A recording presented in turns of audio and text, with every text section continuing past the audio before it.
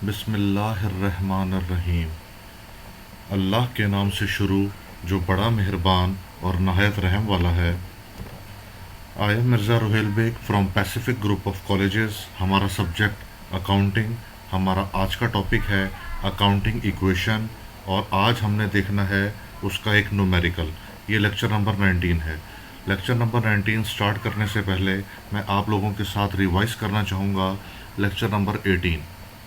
Students, lecture number 18 में हमने practice की थी जर्नल, लेजर, ट्रायल बैलेंस की। अकाउंटिंग एक न्यूमेरिकल सब्जेक्ट है, और न्यूमेरिकल सब्जेक्ट हमें अच्छा तब समझ में आता है जब हम उसके क्वेश्चंस की प्रैक्टिस करते हैं। तो हमारा जो प्रीवियस लेक्चर था वो दर हकीकत प्रैक्टिस थी जर्नल की, लेजर की और ट्रायल बैलेंस की। हम आज अपना लेक्चर शुरू करते हैं अकाउंटिंग इक्वेशन।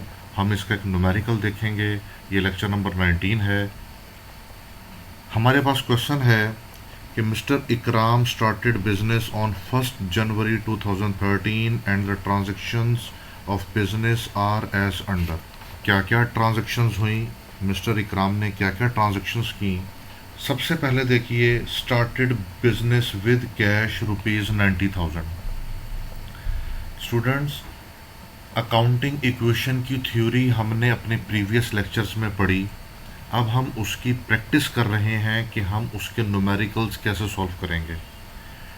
एसेट्स बराबर होते हैं लाइबिलिटी प्लस ओनर इक्विटी के। ये इक्वेशन हर वक्त टैली करनी चाहिए। अगर हर ट्रांजैक्शन के बाद ये इक्वेशन टैली कर रही है तो हमने अकाउंटिंग इक्वेशन सही बनाई है, और अगर ये टैली नहीं कर रही तो इसका मतलब है कि हमने अकाउंटिंग इक्वेशन गलत बनाई है। हर ट्रांजैक्शन के बाद उसका टोटल हमें बता देगा। अगर वो टैली है तो अकाउंटिंग इक्वेशन ठीक है। अब जो हमारी पहली ट्रांजैक्शन है वो है started business with cash ₹90,000। Mister इकराम ने बिज़नेस स्टार्ट किया 1 जनवरी 2013 को 90,000 से। हम सबसे पहले अकाउंटिंग इक्वेशन का फॉर्मेट बनाएंगे। हम सबसे पहले डेट लिखेंगे। डेट के बाद हम एसेट्स लिखेंगे, लाइबिलिटीज़ और ओनर इक्विटी एक साइड पर लिखेंगे। ये आप राइट हैंड साइड पर देख रहे हैं। डेट में सबसे पहले हमने ईयर लिखा, फिर डेट लिखी जो जनवरी 1 की ट्रांजैक्शन है। फिर एसेट्स के नीचे हम जो जो ट्रांजैक्शन में एसेट्स अकाउंट टाइटल्स आते जाएंगे वो हम यहाँ पर लिखते रहेंगे। इसी तरह लाइबिलिटीज़ में जो जो अकाउंट टाइटल्स आते जाएंगे हम लिखते रहेंगे। जब हम फॉर्मेट बनाएंगे तो हम पहले से खुद अकाउंट टाइटल्स नहीं लिखेंगे, बल्कि हम ट्रांजैक्शन को पढ़ेंगे। ट्रांजैक्शन में जो अकाउंट टाइटल आ रहा होगा हम वो यहाँ पर लिखेंगे। फॉर एग्जांपल, हमने कैश यहाँ पर नहीं लिखना। पहली ट्रांजैक्शन में देखें कि कैश आया, बिजनेस शुरू हुआ 90,000 से। ये ट्रांजैक्शन पढ़ने के बाद हमने कैश लिखा है कि एसेट्स में हमारा सबसे पहला एसेट जो है वो कैश है, प्लस 90,000 कैश में जमा और 90,000 ही कैपिटल में जमा। तो ये हमारी पहली ट्रांजैक्शन है। 2 तारीख को ट्रांजैक्शन हुई कि हमने परचेज किया फर्नीचर कैश पर, और वो है 2500। अब देखें, इस ट्रांजैक्शन ने हमें बताया कि हमने फर्नीचर परचेज किया है। अब हम एसेट्स में फर्नीचर लिखेंगे। फर्नीचर में हमने 2500 प्लस किए, और ये हमने चूँकि कैश पे परचेज किया है तो हम कैश में से 2500 माइनस कर देंगे।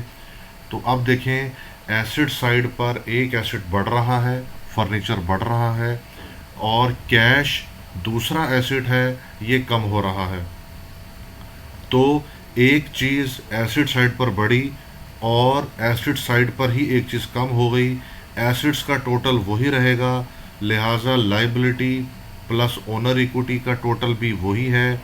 अब बैलेंस हमारे पास क्या आया, कैश हमारे पास 90,000 था। हमने जब ये फर्नीचर के 2500 इसमें से माइनस किए तो बैलेंस हमारे पास आया 87,500। 2500 फर्नीचर का है तो ये हमारे पास हो गया 90,000, और लाइबिलिटीज़ प्लस ओनर इक्विटी का टोटल भी हमारे पास क्या है, 90,000। हम नेक्स्ट ट्रांजैक्शन देखते हैं। 5 तारीख को purchased goods for cash. Goods हमने परचेज की कैश पर 4500 रुपीज़ की।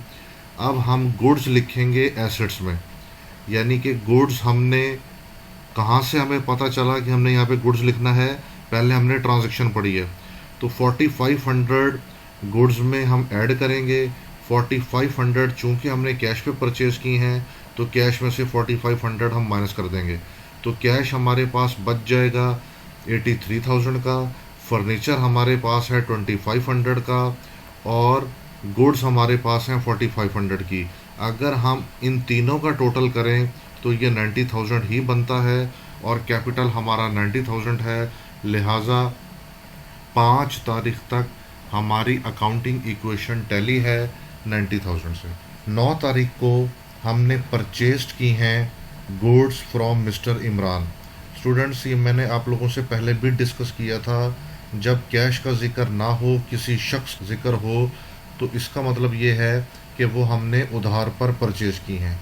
अब goods purchase from mister Imran 3500, इसका मतलब है ये उधार है। गुड्स में हम 3500 प्लस कर देंगे। 9 तारीख को देखिए कि हमने 3500, पहले 4500 की गुड्स थी, अब 3500 की गुड्स हमने और परचेज की और लाइबिलिटी में देखें 3500 इंक्रीज कर गया, एसेट्स में भी 3500 इंक्रीज कर गए और लाइबिलिटीज़ में भी 3500 इंक्रीज कर गए।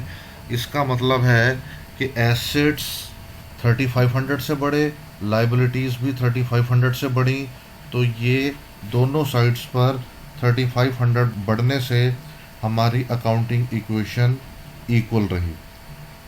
11 तारीख को एक और ट्रांजैक्शन हुई, purchased furniture on account.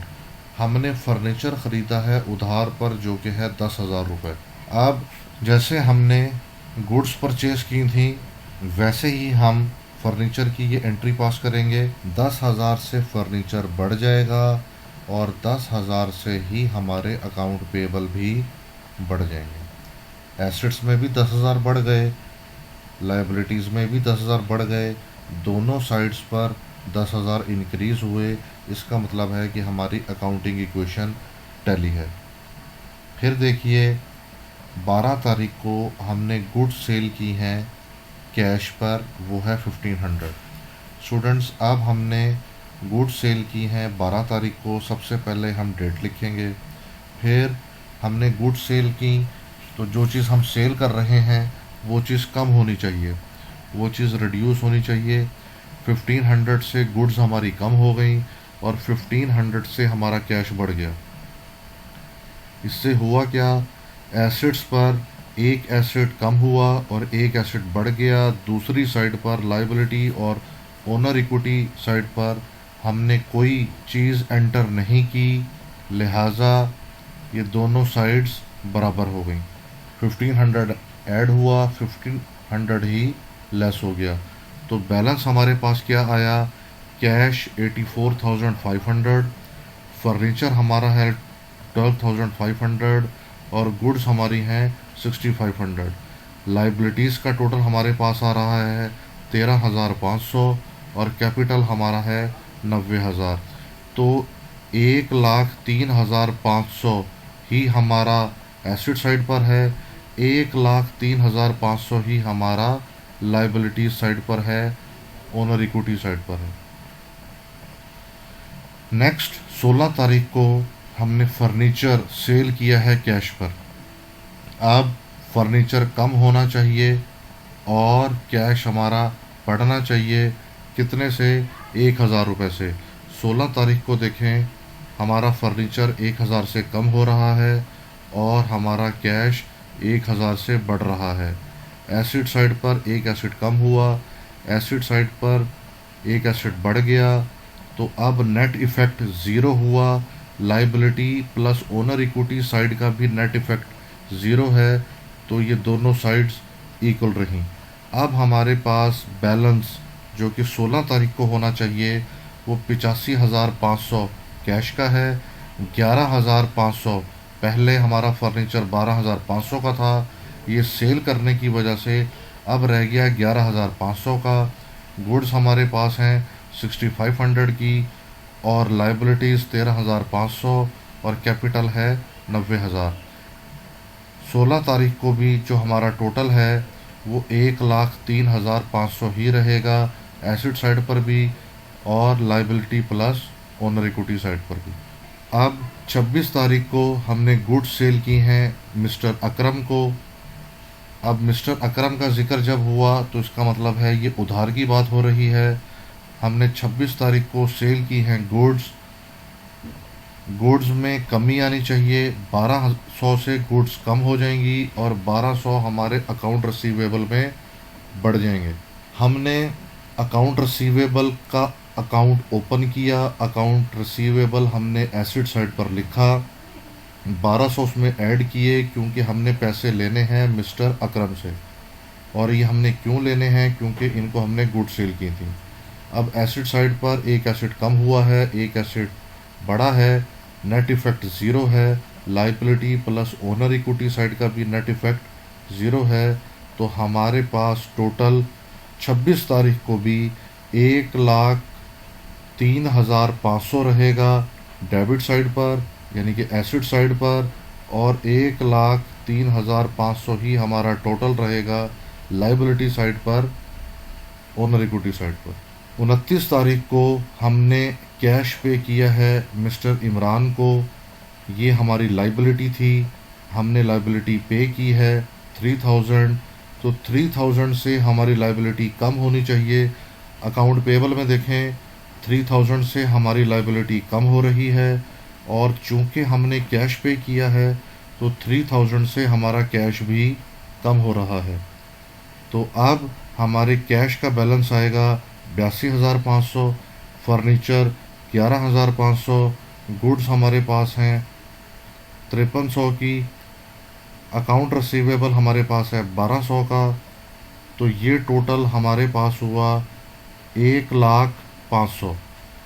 1,05,000 he acid side पर है और 1,05,000 ही liability plus owner equity side पर है। फिर हमारे पास लास्ट ट्रांजैक्शन है received cash from Mr Akram. Mr Akram से हमने 200 रुपीज़ जो हैं वो लिए हैं। तो 200 रुपीज़ लेने से क्या हुआ कि हमारे अकाउंट रिसीवेबल 200 से कम हो जाएंगे और हमारा कैश 200 से इंक्रीज़ हो जाएगा। अकाउंटिंग इक्वेशन में दोनों साइड्स इक्वल होनी चाहिए। अकाउंटिंग इक्वेशन का मकसद, उसका पर्पस ही ये है कि दोनों साइड्स इक्वल होनी चाहिए। स्टूडेंट्स, ये सवाल आपको पेपर में ही पता लग जाएगा कि आपने सही किया है या नहीं। अगर आपकी एसिड साइड बराबर आ रही है liability plus owner equity side के, तो इसका मतलब है कि आपने न्यूमेरिकल सही सॉल्व किया है। और अगर ये दोनों साइड्स इक्वल नहीं हैं तो इसका मतलब है कि आपने कोई ट्रांजैक्शन गलत सॉल्व की, उस गलत सॉल्व करने की वजह से आपका एरर आया और वो एरर आपके एसेट्स को लायबिलिटी प्लस ओनर इक्विटी के बराबर नहीं होने दे रहा। तो हमने अपनी अकाउंटिंग इक्वेशन को याद रखना है कि एसेट्स बराबर हैं लायबिलिटी प्लस ओनर इक्विटी के। ये इक्वेशन हर सूरत में टैली ही रहनी चाहिए। तो अब 31 तारीख को जो हमने कैश रिसीव किया है मिस्टर अकरम से वो है 200। 200 हम माइनस करेंगे अकाउंट रिसीवेबल में से। क्यों माइनस करेंगे? क्योंकि ये हमें 200 कैश रिसीव हो रहा है। अब जो हमने 1200 रुपये लेने थे वो दर हकीकत 1200 नहीं लेने, अब हमने 1000 रुपये लेने हैं। और पहले जो हमारे पास अवेलेबल कैश था वो था 82,500। 200 रुपये मिस्टर अकरम से लेने से हमारा कैश इंक्रीज़ हो गया। अब हमारा जो टोटल है वो क्या बना? एसिड साइड पर कैश हमारा 82,700, फर्नीचर हमारा 11,500, गुड्स हमारी 5300, अकाउंट रिसीवेबल हमारा 1,000। ये सारे के सारे जो मैंने आपको अकाउंट टाइटल्स बताए कैश, फर्नीचर, गुड्स और अकाउंट रिसीवेबल, ये सारे हमारे एसेट्स हैं। ये किसके बराबर होने चाहिए? लाइबिलिटी प्लस ओनर इक्विटी के। लाइबिलिटी हमारी 10,500 है और ओनर इक्विटी कैपिटल हमारा है 90,000। अब अगर हम कैलकुलेटर से इसको कैलकुलेट करें तो एसेट्स हमारे हैं 1,05,000 के और लाइबिलिटीज़ प्लस ओनर इक्विटी भी हमारे पास 1,05,000 है। 90,000 में जब हम जमा करेंगे 10,500 तो ये आएगा 1,05,000। तो स्टूडेंट्स, ये हमारा न्यूमेरिकल कंप्लीट हुआ। ये एक आसान न्यूमेरिकल है। अकाउंटिंग इक्वेशन को सॉल्व करना बहुत आसान है। आप इसकी असाइनमेंट बनाएं। इस लेक्चर को आपने सुन लिया, इस लेक्चर को आपने समझ लिया। जो आपको असाइनमेंट दी गई है उनमें बिल्कुल यही ट्रांजैक्शंस हैं जो हमने इस न्यूमेरिकल में सॉल्व की। आप जब असाइनमेंट देखेंगे आपको ऐसी ही ट्रांजैक्शंस नज़र आएंगी और चूंकि ये सॉल्व है, आपको बता दिया गया है, समझा दिया गया है, तो आपके लिए अब असाइनमेंट का क्वेश्चन भी सॉल्व करना आसान होगा। तो स्टूडेंट्स, अकाउंटिंग इक्वेशन याद रखें, assets is equal to liability plus owner equity. ये हमारा आज का लेक्चर कंप्लीट हुआ। हमने अकाउंटिंग इक्वेशन का एक न्यूमेरिकल सॉल्व किया है। अकाउंटिंग इक्वेशन की थ्योरी हमने अपने प्रीवियस लेक्चर में पढ़ी, समझी। एक न्यूमेरिकल हमने उसका सॉल्व किया था। अब जो हमारा आज का न्यूमेरिकल है या जो हमारे नेक्स्ट लेक्चर्स आएंगे उनमें हम अकाउंटिंग इक्वेशन की ही प्रैक्टिस करेंगे और हम अपनी अकाउंटिंग इक्वेशन को इम्प्रूव करेंगे। Students, thank you very much. Take care.